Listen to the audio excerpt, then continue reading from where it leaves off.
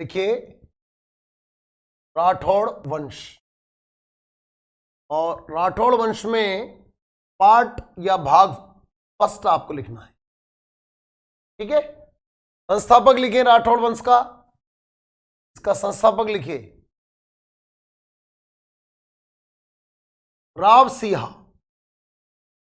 देखो ये एक ऐसा राजवंश है जहां राजा अपने नाम से पहले क्या लगाएंगे, राव।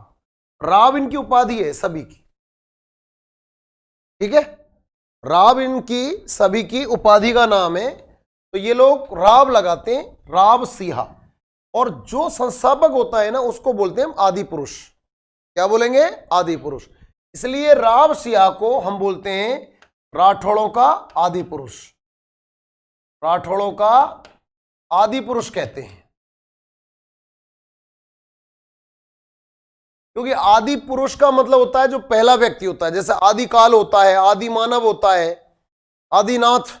जैसे जैन धर्म का जो प्रथम तीर्थंकर है या जैन धर्म का जो पहला व्यक्ति है उसका नाम है ऋषभदेव। क्या नाम है, ऋषभदेव। और ऋषभदेव चूंकि जैनों का पहला व्यक्ति है इसलिए ऋषभदेव को आदिनाथ भी बोलते हैं। तो आदि का मतलब होता है जो सबसे पहला है, सबसे पुराना है। इसलिए हम राव सिंहा को क्या बोलेंगे, राठौड़ों का आदि पुरुष।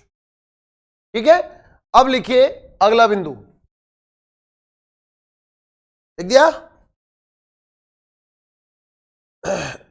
लिखिए राठौड़ वंश के शासक प्रतिहारों के, राठौड़ वंश के शासक प्रतिहारों के सामंत थे, प्रतिहारों के सामंत थे।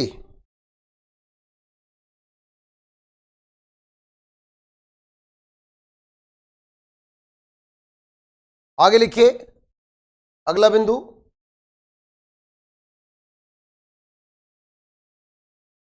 रावचूड़ा ने कुछ पॉइंट लिखिए। रावचूड़ा ने मंडोर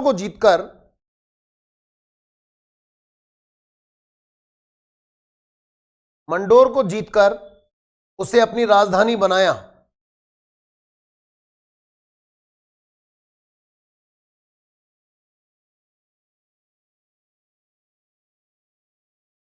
उसे अपनी राजधानी बनाया। देखिए यहां पर सबसे पहले मैं एक वंश वृक्ष लेके चलता हूं। राव सिंहा इस वंश का एक शासक है, वो आता है।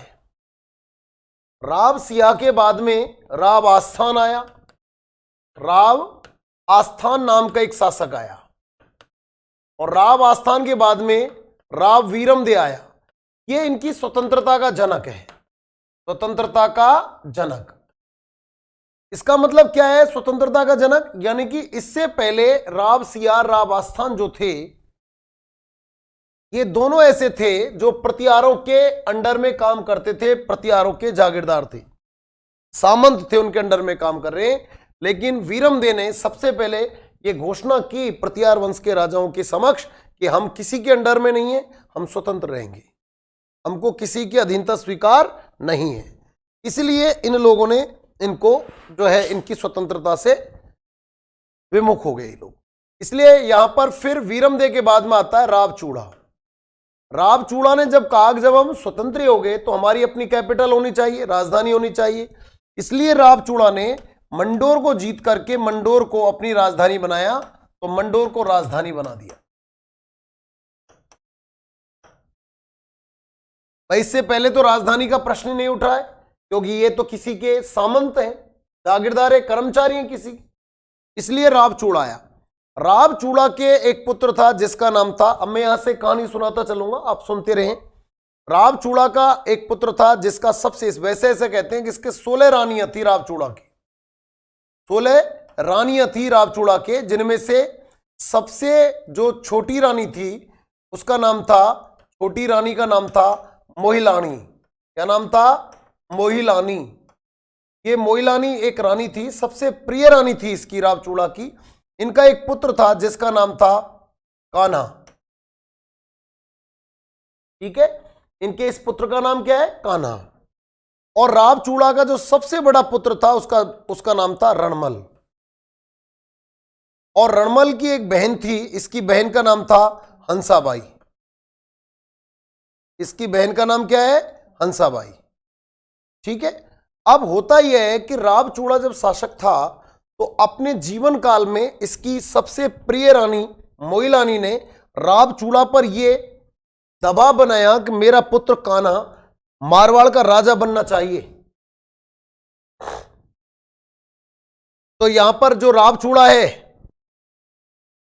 इसकी जो सबसे छोटी रानी है मोइलानी, इसके दबाव में आकर इसने अपना बड़ा पुत्र जो है कान्हा को, सबसे छोटे पुत्र कान्हा को अपना उत्तराधिकारी घोषित कर दिया। अब एक्चुअल में वास्तविक उत्तराधिकारी कौन है इसका? रणमल राठौड़। तो रणमल राठौड़ नाराज हो गया। रणमल ने कहा कि भाई मेरा राजगद्दी मुझे मिलनी चाहिए, पिताजी ने कान्हा को क्यों दी? लेकिन राजा है, घोषणा हो गई तो हो गई। इसने विरोध जताया। विरोध में नाराज होकर के रणमल राठौड़ नाराज होकर के ये मेवाड़ में चला गया। और मेवाड़ में मोकल जो कि इसका भांजा है, जैसे कि पिछली क्लासों में मैंने आपको बताया, ये जो मोकल है ये हंसाबाई का बेटा है, ये हंसाबाई का पुत्र है। तो इस मोकल के पास चला गया, अपने भांजे के पास में। भांजे से कहा, हाँ ये तो रणमल राठौड़ गया, लेकिन पहले गया जब राजा बन गया, जब मोकल, वो तो कुंभा की रक्षा करने के लिए जाएगा, पहले चला गया। इसने कहा मोकल तेरे नाना ने यानी कि रावचूड़ा ने मेरे साथ बड़ा अन्याय किया है। इसने कहा मामा क्या कर दिया? बोलो छोटी रानी के पुत्र मोइलानी के पुत्र कान्हा को उत्तराधिकारी घोषित कर दिया। इससे मोकल ने कहा कि भाई ये तो नाना जी ने बड़ा आपके साथ कुठाराघात किया है, इसलिए जो रणमल राठौड़ है उसकी मदद या उसको राजगद्दी पर बैठाने के लिए मोकल ने अपनी सेना को भेजा। यानी कि हम शुरू में ये बोल सकते हैं कि रणमल राठौड़ जब मारवाड़ की गद्दी पर बैठा तो किस मेवाड़ी शासक की मदद से बैठा? मोकल की मदद से। तो रणमल राठौड़ का जो राजतिलक हुआ वो मोकल की मदद से हुआ। अब मोकल की मदद से राजतिलक हो गया। ठीक है। राजतिलक होने के बाद में ये यहां का शासक बन गया रणमल राठौड़। कान्हा को राजा नहीं बनाया गया। अब होता यह है कि यहां से अगला जो शासक है रणमल राठौड़ बना। रणमल राठौड़ ये वो शासक है जो मैंने आपको बताया कि ये प्रारंभिक समय में तो मोकल की मदद के लिए गया, लेकिन मोकल की हत्या कर दी गई थी। इसके बाद में इसने रणमल राठौड़ ने मोकल के पुत्र कुंभा की मदद की, और वहीं पर जब ये मदद करने लगा वहां पर मेवाड़ में, तो मेवाड़ी सामंतों ने इससे असंतुष्ट होकर के रणमल राठौड़ से और रणमल राठौड़ की हत्या कर दी। वहां 1438 में 1438 ईस्वी में मोकल की हत्या कर दी गई, सॉरी इसके रणमल राठौड़ की हत्या कर दी गई मेवाड़ी सामंतों के द्वारा।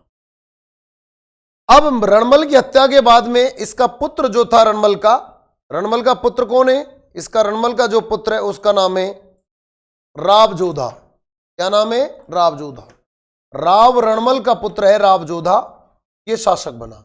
अच्छा, रावजोधा जो था ये जब शासक बना उस समय इन लोगों ने यानी कि मेवाड़ के लोगों ने जब रणमल की हत्या की तो ये जो इनकी राजधानी थी मंडोर, इस मंडोर को मेवाड़ के लोगों ने जीत लिया, यानी कुंभा ने जीत लिया। अब जब रावजोधा शासक बन रहा है तब इनकी राजधानी भी नहीं है, क्योंकि इनकी राजधानी वैसे कौन सी चली आ रही है? मंडोर। और इस मंडोर को किसने जीत लिया? मेवाड़ के लोगों ने, यानी कुंभा ने इनके रिश्तेदारी थे, इन्होंने मंडोर को जीत लिया। आखिरकार रावजोधा को कुंभा से संधि करनी पड़ी 1453 में। इस संधि को बोलते हैं आंवल भावल की संधि। तो यहां पर रावजोधा जो है, यानी कि यहां लिख रहा हूं मैं, कौन आएगा? रावजोधा। तो रावजोधा के लिए मैं सबसे पहले तो यह कहूंगा कि इसने 1453 में कुंभा से संधि की, कुंभा से आंवल भावल की संधि की। आंवल बावल लिख दो चाहे भावल लिख दो, एक ही बात है। आंवल बावल की संधि की, और संधि करने के बाद में कुंभा ने कहा इनसे एक पर, ठीक है आप एक काम करो, मंडोर को अपने पास रख लो, मैं मंडोर को छोड़ता हूं।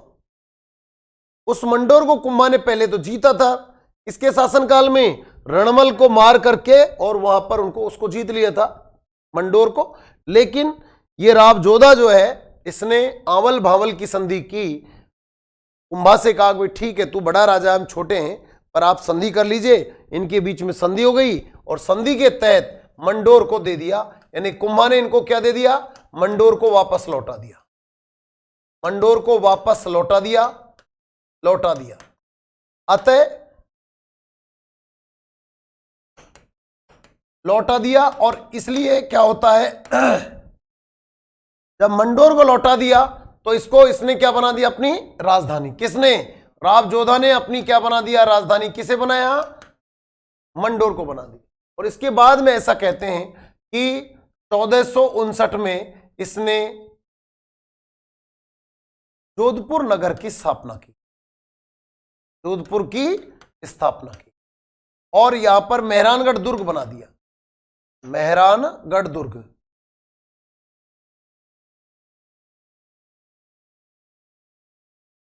मेहरानगढ़ दुर्ग की स्थापना की। करणी माता के आशीर्वाद से यह ऐसा हुआ। किसका आशीर्वाद था यहां पर, जोधपुर की स्थापना में आशीर्वाद किसका था, आशीर्वाद किसका है, करणी माता का, करणी माता। इसके आशीर्वाद से इन्होंने 1459 में जोधपुर की स्थापना की, मेहरानगढ़ दुर्ग इसने स्थापित किया और अब इसकी राजधानी जो मंडोर हुआ करती थी वो क्या बन गई, जोधपुर बन गई।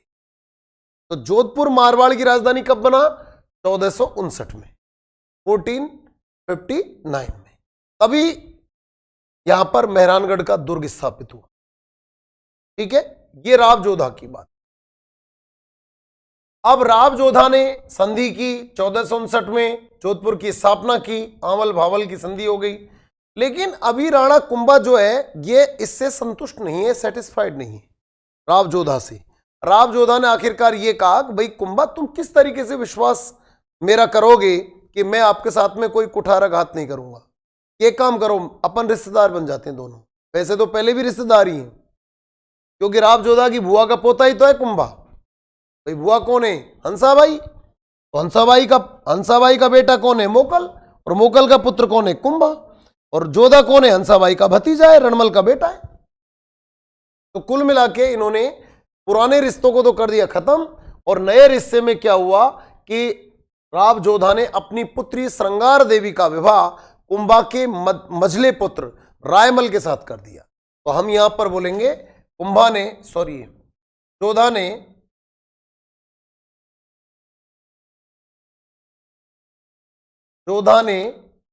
अपनी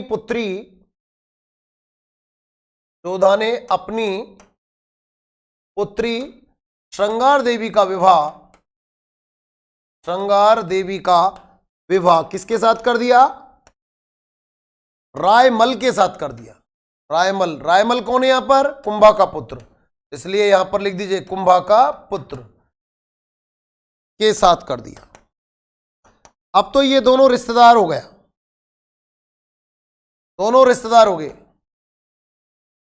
समझी हो गए दोनों, नहीं है ठीक।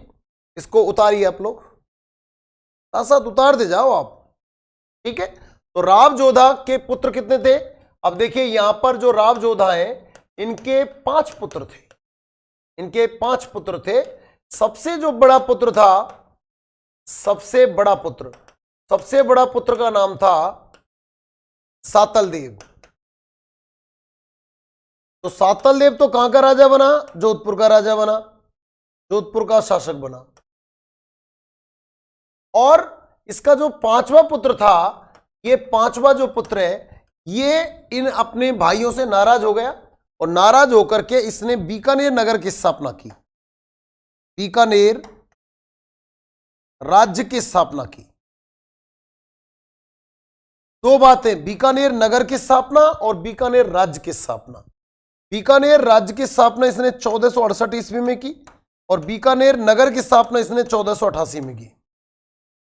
ये दोनों अलग अलग है, ठीक है, जो कई पुस्तकों में एक साथ मिला दिए हैं। बीकानेर राज्य बना 1468 में, बीकानेर नगर की स्थापना हुई 1488 में। ठीक है, अच्छा जी, चलो ये तो बीकानेर के बारे में जब हम पढ़ाएंगे उस समय आपको बताएंगे। फिलहाल मैं आपको ये बताना चाहूंगा कि राव सातल जोधपुर का शासक बना।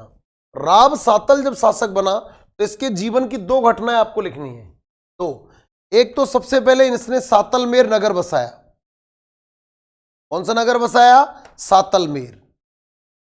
सातलमेर नगर बसाया। इसी सातलमेर नगर को का नाम बदल करके किसने? रामदेव बाबा का नाम तो सुना होगा। रामदेव बाबा ने इसी सातलमेर का नाम बदल दिया और इसका नाम रखा पोखरण। क्या नाम रखा? पोखरण। तो पोखरण जो है वो यही है। क्यों नाम बदला? इसके पीछे देखिए रामदेव बाबा की एक घटना है। रामदेव जी सातलमेर में एक राक्षस को मारने के लिए गए थे और जब राक्षस को मारने के लिए गए, राक्षस बड़ा नुकसान पहुंचा रहा था सातलमेर के लोगों को, तो बाबा रामदेव ने बाल्यकाल में उस राक्षस का वध कर दिया और वध करने के बाद में इन सातलदेव जी ने इनको ये सातलमेर नगर जो है इनको उपहार में दे दिया। भाई आपने बहुत अच्छा काम किया है, आपने इस राक्षस का वध कर दिया, इसलिए आप एक काम करें, आप इसको ले लीजिए। बाबा रामदेव ने इसका नाम सातलमेर नाम से बदल दिया और क्या नाम रख दिया? पोखरण। और बाद में इसी पोखरण को बाबा रामदेव ने अपनी बहन, इनकी बहन का नाम था सुगनाबाई। सुगनाबाई बाबा रामदेव की बहन है ये सुगनाबाई। किसकी बहन है? रामदेव की बहन सुगनाबाई को दहेज में दे दिया। दहेज में दिया। मतलब यहां मैं आपको कल्चर से जोड़ रहा हूं, हिस्ट्री को। अब आगे जब रामदेव जी पढ़ाऊंगा ना तो ये बात आएगी, वहां पर ध्यान रखना। रामदेव जी की जो बहन है उनका नाम है सुगनाबाई, उनको दहेज में दे दिया बाबा रामदेव ने। दूसरा, सातलदेव की जो मृत्यु है ये गणगौर वाले दिन हुई थी। गणगौर वाले दिन हुई थी, इसलिए इनकी मृत्यु जब गणगौर के दिन हुई तो इसके बाद में जोधपुर रियासत के लोगों ने गणगौर का उत्सव मनाना बंद कर दिया था। गणगौर का त्योहार मनाना बंद कर दिया। क्यों? क्योंकि इस दिन सातलदेव महाराज की मृत्यु हुई। क्यों हुई सातलदेव महाराज की मृत्यु? उसके पीछे एक दृष्टांत है, लेके चलता हूं मैं उस दृष्टांत की तरफ। देखिए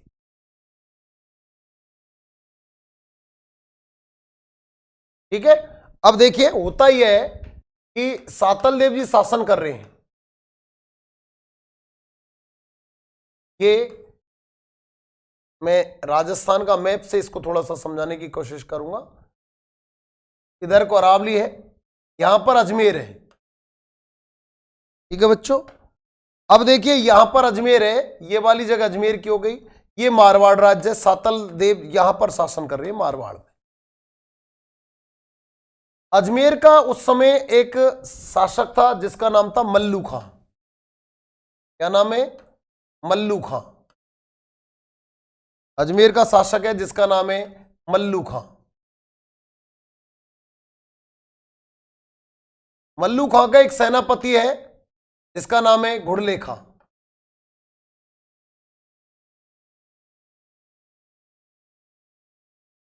अब ये जो घुड़ले खां हैं ये मल्लू खां है।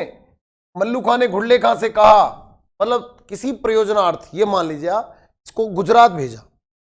अब ये गुजरात में इधर को आ रहा है, यहां पर गुजरात है। तो घुड़ले खां जी इस तरीके से जब आ रहे हैं तो ये मारवाड़ में होके आ रहे हैं। मारवाड़ में कुछ महिलाएं गणगौर पूजा करके अपने घर की तरफ जा रही थी और गणगौर की पूजा करने वाली महिलाओं को बोला जाता है तेजड़ियां। क्या कहते हैं? तेजड़ियां। इनको कहते हैं तेजड़ियां या तीजड़ियां भी लिखा मिल सकता है। ये तेजड़ियां जो है या तीजड़ियां, तीजड़ियां ये क्या है? पूजा करके मारवाड़ की तरफ जा रही थी, अपने घर जा रही। अभी घुड़ले खां ऐसे निकला तो घुड़ले खां ने इन सभी तीजड़ियों को बंदी बना लिया और इनको गुजरात की तरफ ले जाने लगा। अब ये जब गुजरात की तरफ ले जाने लगा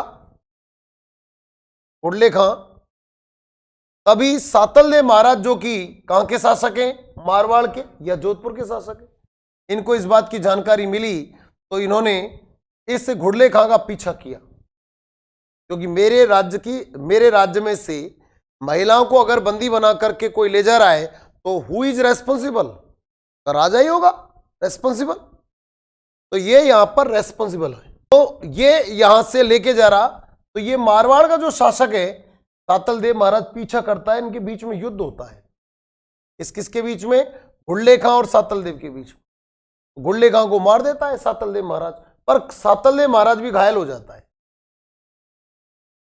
इसलिए उन महिलाओं को छुड़ा करके ये वापस मारवाड़ लेके आया। घुड़ले खां का जो सिर है उसको महिलाओं ने अपने सिर पर रख करके विजय की प्रसन्नता प्रकट की, नृत्य किया, त्योहार मनाया। भाई परिवार वालों ने भी त्योहार मनाया कि इनको तो बंदी बना के ले जा रहे थे, पता नहीं क्या आसन होता हमारी बच्चियों का, हमारी महिलाओं का। इसलिए खुशी मनाई इन लोगों ने। लेकिन सातल देव महाराज घायल हो गया, और उस घायल जो अवस्था है वो धीरे धीरे उसमें उनकी अवस्था बिगड़ती चली गई, और ये गणगौर वाले दिन इनकी मृत्यु हो गई। इसलिए गणगौर का त्योहार नहीं मनाया। इसलिए सातल देव जो है ये घुड़ला त्योहार, अब इनकी ये जो घुड़ला को पकड़ के लेगा इसका नाम ही घुड़ला नृत्य हो गया, घुड़ला त्योहार। तो घुड़ला नृत्य और घुड़ला त्योहार का जो प्रचलन हुआ है वो किस राजा के द्वारा किया गया? सातल देव के द्वारा। तो यहां पर एक लाइन लिखेंगे, घुड़ला त्योहार और नृत्य का प्रचलन इनके समय में हुआ, सातल देव महाराज के समय में हुआ।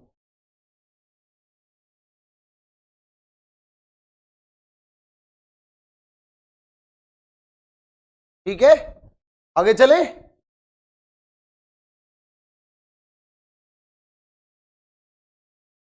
हटा दो इसको। ओके,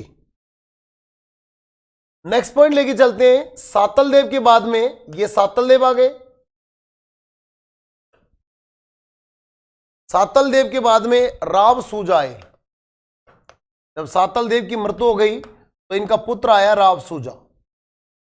राव सूजा के बाद में राव गांगा आया।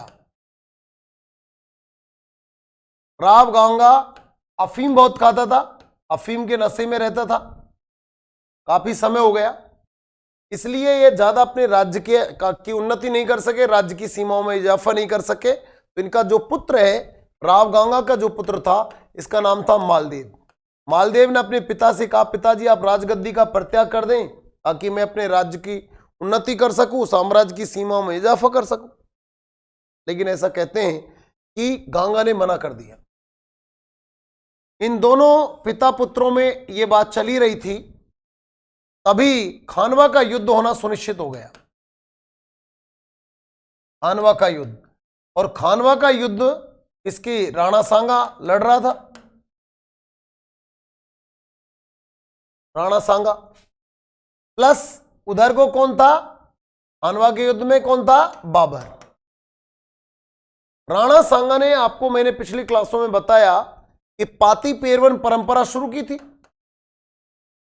पाती पेरवन परंपरा क्या थी? कि सभी राजपूत एक दूसरे की मदद करेंगे। तो पाती पेरवन परंपरा के अंतर्गत सांगा ने राव गांगा जो राजा है इसको सूचना भेजी कि भाई आप अपनी सेना को भेजो, पाती पेरवन परंपरा के तहत। तो राव गांगा ने कहा कि सेना भी भेज रहा हूं और मैं भी आ रहा हूं, और मेरी सेना का जो सेनापति हो मेरा बेटा ही है। क्योंकि इसने बोल दिया राव गांगा ने, तू एक काम कर, अपनी सेना को लेके चल और सेनापति बन उसका।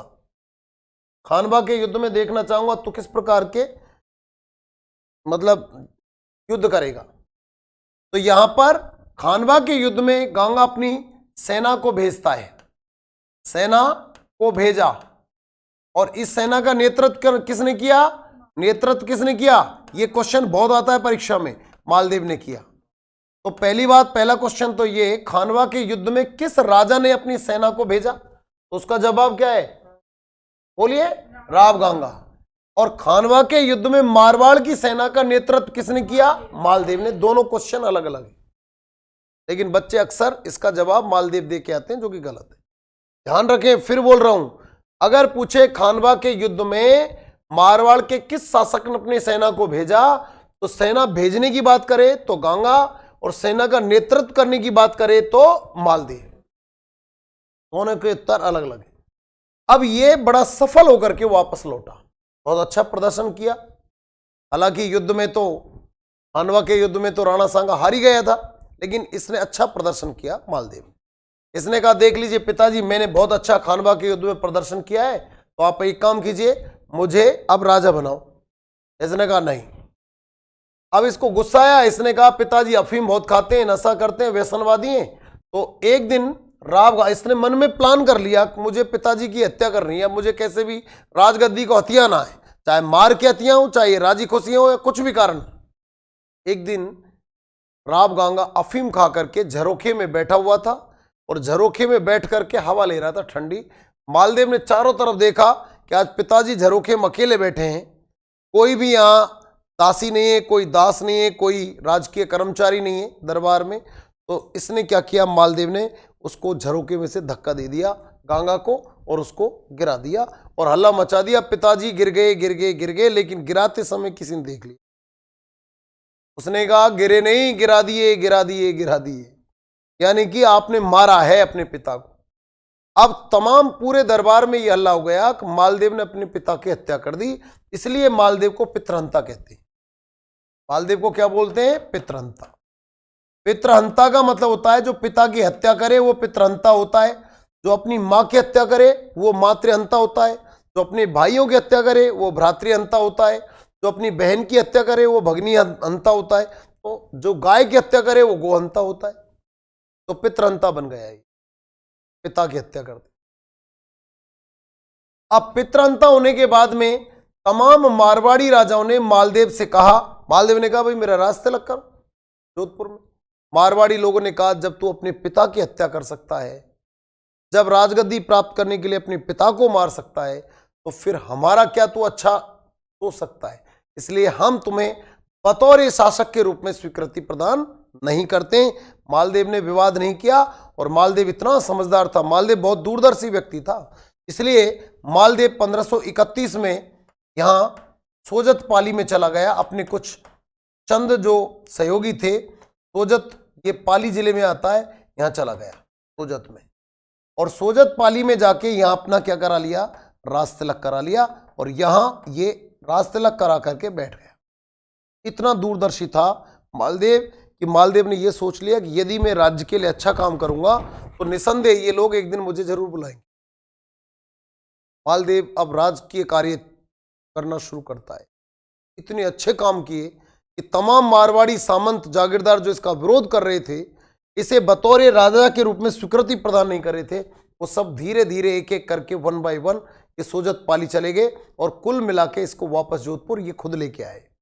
इसलिए विधिवत रूप से इनका जो राज तिलक हुआ वो 1531 में कहां पर हुआ, ये जोधपुर में हो गया। 2 बार राज तिलक इसका हुआ। परफेक्ट जो राज तिलक है वो तो सोजत पाली में हुआ, और विधिवत रूप से जो राज तिलक है दोबारा वो कहां पर हुआ, जोधपुर में हुआ। अब ये 1531 से इसने अपने जीवन काल में 1562 तक शासन किया, 1562 तक शासन किया। इतिहासकार कहते हैं कि मालदेव ने अपने जीवन काल में 52 युद्ध लड़े, उनमें से केवल एक युद्ध में इसकी हार हुई, बाकी ऐसा कहते हैं 51 युद्ध इसने जीते। मालदेव ने अपने जीवन काल में कुल कितने युद्ध लड़े, 52 युद्ध लड़े, उनमें से एक युद्ध में यह हारा, बाकी 51 युद्ध में यह जीत गया था। बात समझ गए। अब क्या होता है, कैसे हुआ, तो देखिए मालदेव एक ऐसा शासक था। अब क्या होता है कि मालदेव जब शासन करने लगा तो मालदेव के बारे में ऐसा कहते हैं कि ये एक तो दूरदर्शी शासक था। एक था ये दूरदर्शी शासक।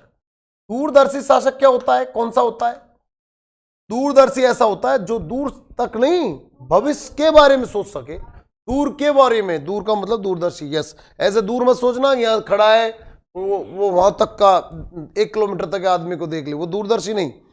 जो आगे क्या होने हो सकता है, मैं ऐसा करूंगा तो उसका क्या रिजल्ट आएगा, क्या परिणाम, उसको दूरदर्शी बोलेंगे। ठीक है, तो ये दूरदर्शी शासक है। इसने प्लान किया, तो देखिए ये यहां प्लान करता है कि मैं एक बहुत बड़ा साम्राज्य का निर्माण करूंगा, इसलिए इसको महान पुरुषार्थी राजकुमार कहा जाता है। महान पुरुषार्थी राजकुमार कहा जाता है। इस मारवाड़ के किस शासक को महान पुरुषार्थी राजकुमार कहा गया, मालदेव को। और इसको हशमत वाला भी राजा कहते हैं। कौन सा राजा बोलेंगे? हशमत वाला राजा, हशमत राजा, हशमत वाला राजा। इसे क्यों कहते हैं? हशमत का मतलब होता है जो कम समय में अधिक उपलब्धि प्राप्त कर ले, उसे हशमत वाला राजा बोलेंगे। तो इसने हशमत वाला राजा कहने की वजह यही है, इसने कम समय में अधिक उपलब्धि प्राप्त की, दूरदर्शी था, महान पुरुषार्थी राजकुमार था ये। ठीक है, अब क्या होता है सुनिए।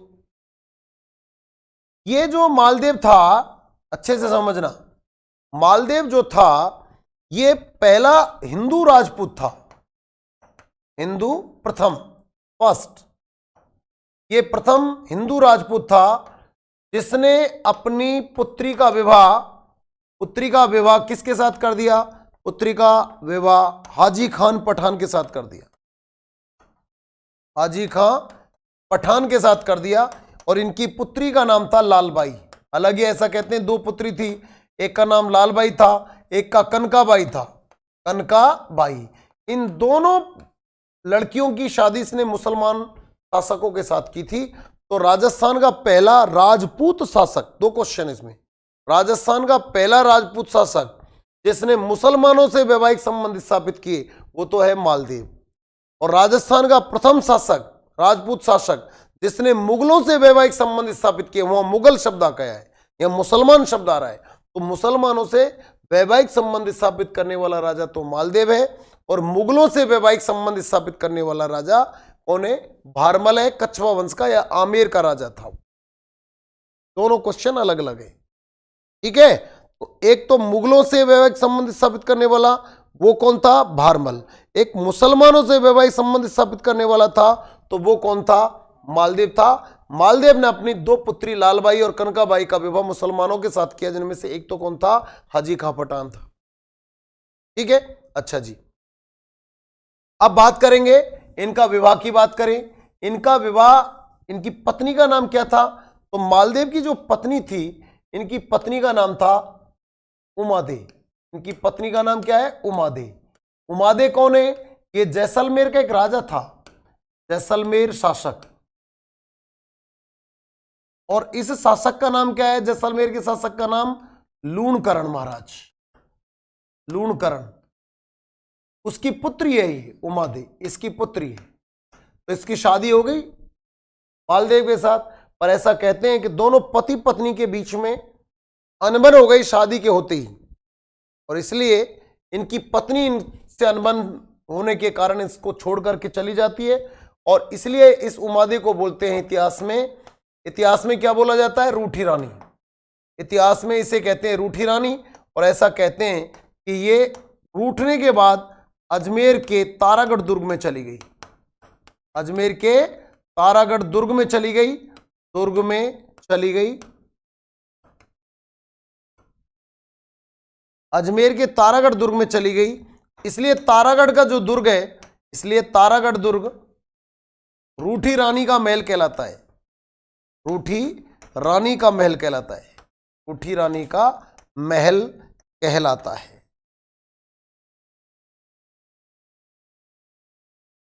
इसलिए इसको क्या कहते हैं? रूठी रानी का महल कहा जाता है, अजमेर के तारागढ़ दुर्ग को। ठीक है, तो ये इनकी पत्नी है उमादे। ठीक, अब क्या होता है? शादी हो गई, जब सब कुछ हो गया, इधर हिंदुस्तान की राजगद्दी में क्या उठापटक चल रही है कि उधर आगरा में जो शासन कर रहा है वो हुमायूं है, उन्हें हुमायूं। अब इधर को हुमायूं शासन कर रहा है, इस पर एक शेर खान नाम का व्यक्ति 1539 में अटैक करता है, और इन दोनों के बीच में एक युद्ध होता है जिसका नाम था चौसा का युद्ध। अब ये चौसा का युद्ध कब हुआ? 1539 में। किसके बीच में हुआ? हुमायूं और शेर खां के बीच में हुआ। ये हुमायूं और शेर खां के बीच में ये युद्ध होता है। इस युद्ध में विजय किसकी होती है? शेर खां की। शेर खां की विजय हो गई। शेर खां विजय होने के बाद में एक उपाधि धारण करता है, और उस उपाधि का नाम है शाह। इसलिए शेर खां चेंज हो जाता है किसमें? शेर शाह में। शाह इसकी उपाधि है। 1540 में फिर वापस एक युद्ध होता है जिसे कन्नौज बिलग्राम का युद्ध बोलते हैं। कन्नौज कोष्टक में एक गांव था जिसका नाम था बिलग्राम, तो कन्नौज के बिलग्राम में यह युद्ध हुआ, इसलिए कन्नौज बिलग्राम का युद्ध है ये। और इस कन्नौज बिलग्राम के युद्ध में, इधर तो उतार लिया ना आप लोगों ने, ठीक। इस कन्नौज बिलग्राम के युद्ध में क्या होता है बच्चों, यहां पर युद्ध हुआ, कब हुआ, 1540 में कन्नौज बिलग्राम का युद्ध हुआ। इस बिलग्राम के युद्ध में ये किस किस के बीच में हुआ, एक तरफ तो हुमायूं है, दूसरी तरफ कौन है, शेर शाह है। अब शेर खां नहीं बोलेंगे इसको, शेर शाह क्यों बोलेंगे, क्योंकि शेर खां क्या बन गया, शेर शाह।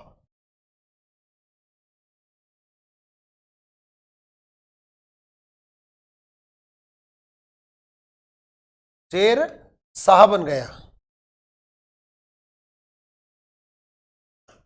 ठीक है।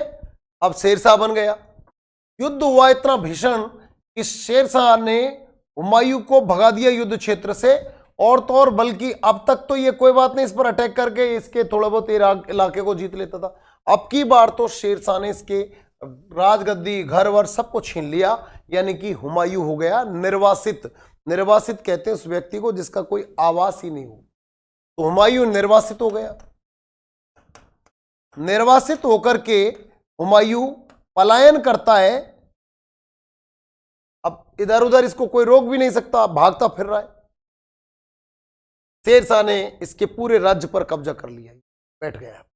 हुमायूं बेचारा दर बदर हो गया, कोई पनाह नहीं दे कोई, क्योंकि जो इसको अगर पनाह दे देगा, पनाह का मतलब है शरण दे देगा, इसको अगर रोक लेगा कोई हुमायूं को, तो फिर शेर शाह उस पर अटैक कर देगा। तुम मेरे दुश्मन को कैसे रोक ले, भटकने दो इसको, ये फंडा होता था। इसी दरमियान जोधपुर में बैठा मालदेव ये विचार करता है कि काश मैं अगर हुमायूं को मैं पनाह दे देता हूं, तो दूरदर्शी तो मैंने अभी बताया, तो ये कितनी प्लानिंग कर रहा है, देखिए कितने आगे तक की सोच रहा है, कुछ ज्यादा ही आगे सोच लिया। ये प्लान करने लगा हुमायूं, मालदेव, कि मैं अगर हुमायूं को पनाह दे देता हूं और मेरे पास रखता हूं, तो कुछ समय हम रहेंगे दोनों, और दोनों प्लान करेंगे शेरशाह से लड़ने का। लेकिन इसने सोचा मन में कि मैं धीरे धीरे इस दरमियान हुमायूं की कमजोरियों को इंटरनली स्टडी करूंगा, देखता रहूंगा कि हुमायूं की कमी क्या है, अंडरलाइन करता रहूंगा, उसको पता भी नहीं रहेगा कि ये मेरी स्टडी कर रहा है। कौन कह रहा है, मालदेव मन में कह नहीं रहा, मन में सोच रहा है। सोचते सोचते ये इतना सोचने लगा कि हम दोनों मिल जाएंगे, फिर हम दोनों मिलकर शेरशाह पर अटैक करेंगे, अटैक करने के बाद में शेरशाह को हम दोनों हरा देंगे, निसंदेह हराएंगे दोनों, तो बड़ी शक्तियां हो जाएंगी। हम हराने के बाद में हुमायूं को वापस आगरा का राजा बना देंगे, फिर हुमायूं मेरा दोस्त तो रहेगा ही, लेकिन मैं इस दरमियान उसकी सारी कमजोरियों की स्टडी कर चुका हूंगा, फिर मैं उसके राज्य की सीमा पर धीरे धीरे अतिक्रमण करूंगा। कौन सोच रहा है, मालदेव। फिर मैं अतिक्रमण करूंगा तो हुमायूं को बुरा लगेगा, हुमायूं को बुरा लगेगा तो हम दोनों में युद्ध होगा, मैं उसकी सभी कमजोरियों का फायदा उठाकर हुमायूं को हरा दूंगा और पूरे हिंदुस्तान का बादशाह बन जाऊंगा। कौन सोचता है, मालदेव। अभी कुछ ज्यादा ही नहीं सोचा किसने, नहीं है। और इसलिए ये हुमायूं को निमंत्रण दे देता है कि भाई आप मेरे दरबार में आइए। हुमायूं जोधपुर पहुंचने वाला ही होता है कि तभी इसको हुमायूं को पता लगता है कि मालदेव तुझे बंदी बनाएगा। किसी ने गलत इंफॉर्मेशन दे दी हुमायूं को, जबकि एक्चुअली मालदेव का बंदी बनाने का कोई इरादा नहीं था कि आप जोधपुर नहीं जाएं, आपको मालदेव बंदी बनाएगा। हुमायूं वापस लौट जाता है और ऐसा कहते हैं कि ईरान के शाह के दरबार में चला जाता है। अब इस पूरे परिदृश्य की जानकारी किसको मिलती है, शेरशाह को। शेरशाह को बहुत बुरा लगा, शेरशाह से कहा जहांपना मालदेव को आपकी बादशाहत का कोई खौफ नहीं।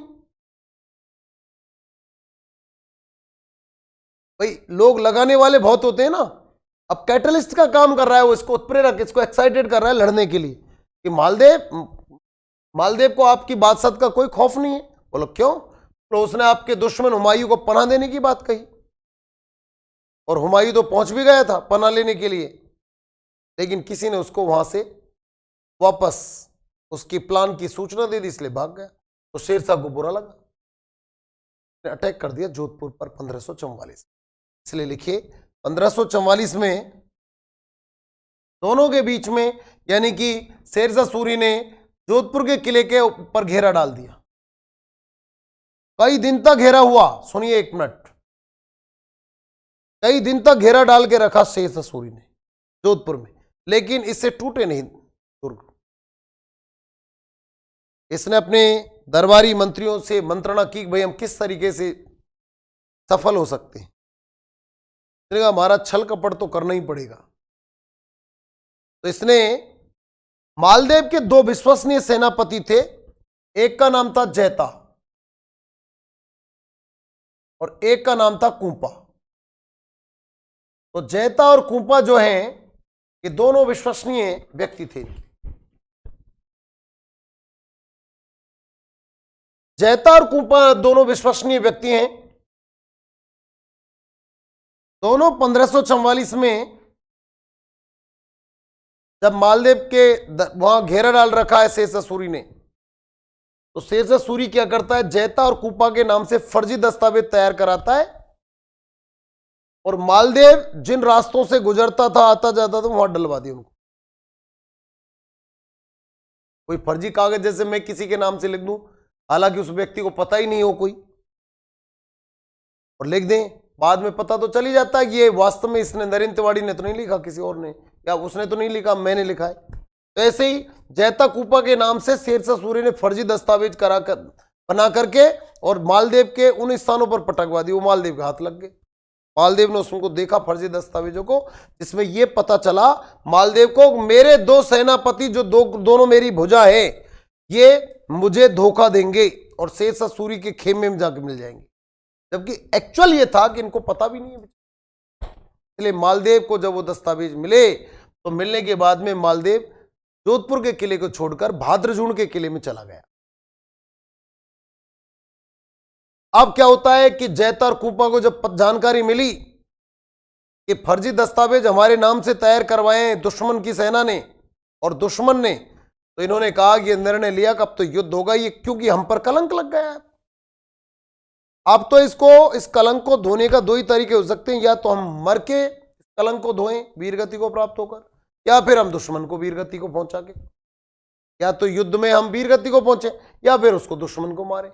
इसलिए युद्ध होना सुनिश्चित हो गया, और यहां पर 1544 में, जिसे हम बोलते हैं गिरी सुमेल का युद्ध,